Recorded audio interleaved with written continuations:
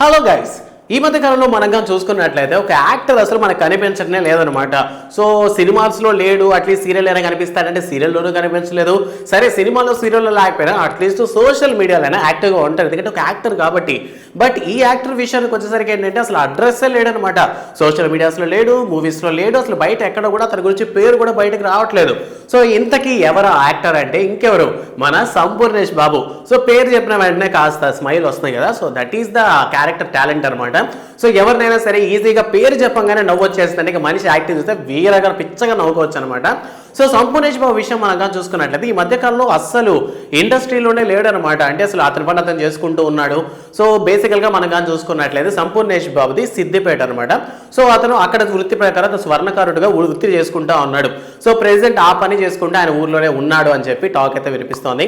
So ఇప్పటికే మనం కానీ చూసుకున్నట్లయితే హృదయకాలేం అనేటటువంటి ఒక సినిమాతో సంపూర్ణేష్ బాబు సినిమా ఇండస్ట్రీకి పరిచయం అయ్యాడు అనమాట, హైదరాబాద్కి వచ్చి.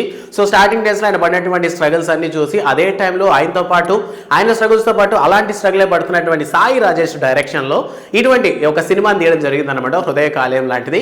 సో ఆ సినిమా చూసిన ప్రతి ఒక్కరికి హృదయం కాలేయం దాకా వచ్చేసింది అనమాట.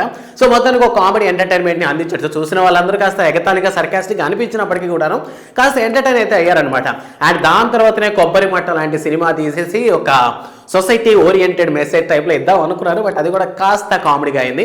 దాని తర్వాత మనం కానీ చూసుకున్నట్లయితే సాయి రాజేష్ బేబీ ఈ సినిమాకి డైరెక్టర్ అయ్యాడు. అండ్ అలాంటి సంపూర్ణేష్ బాబు కూడాను మంచి క్యాడర్ అయితే వచ్చిందనమాట. అంతేకాకుండా తెలుగులో for the first reality show అయినటువంటి big boss season 1లో Sampoornesh Babu కూడా జాయిన్ అయ్యాడు. సో ఉన్నది కొద్ది రోజులు అయినప్పటికీ కూడాను ఉన్నంతసేపు మాత్రం కాస్త ఎంటర్టైన్ చేశాడనమాట జనాల్ని.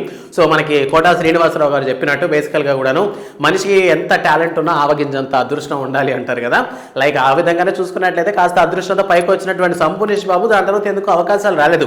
అప్పటికి మనం కానీ చూసుకున్నట్లయితే కరెంట్ దిగే సినిమాలో సన్నీ లియోన్కి హస్బెండ్గా నటించాడనమాట. సో దాని తర్వాత కానీ చూస్తే ఇంకెక్కడా కూడాను కనిపించకపోవడం సినిమాస్లో కానీ ఈవెంట్స్లో కానీ. సో సమ్ టైమ్స్ కొన్ని అవార్డ్ ఫంక్షన్స్లో అట్లా కనిపించి అలా వెళ్ళిపోయారు, కానీ దాని తర్వాత ఏ సినిమాలో కనిపించలేదు. సో ప్రెసెంట్ ఆయన ఏంటంటే ఇండస్ట్రీకి దూరంగా ఉన్నాడనే టాక్ అయితే వినిపిస్తోంది. సో నెక్స్ట్ నా మూవీస్ చేస్తున్నారా లేదా ఇంకేనా సినిమాలో అట్లీస్ట్ గెస్ట్ అపీరెన్స్గా కనిపించబోతున్నాడు తెలియదు, కానీ మొత్తానికి ఒక కమీడియన్గా ఒక యాక్టర్గా ఒక మంచి క్యారెక్టర్ ఉన్నటువంటి పర్సన్గా మనందరికీ పరిచయం అయినటువంటి సంపూర్ణేష్ బాబు ఈ మధ్య కాలంలో సినిమాలు ఎక్కడ కనిపించకపోవడం కాస్త బాధగా అనిపించినటువంటి ఒక విషయం అనమాట. ప్రెసెంట్ ఆయన సిద్దిపేటకు వెళ్ళిపోయి ఆయన ఉన్నటువంటి వృత్తి ఏదైతే ఉందో సో ఆయన పని ఆయన చేసుకుంటూ ప్రశాంతంగా బతుకుతున్నాడంట.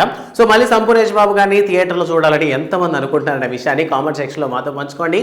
అండ్ మరిన్ని అప్డేట్స్ కోసం సాస్ టీవీని సబ్స్క్రైబ్ చేసుకోండి. Thanks for watching.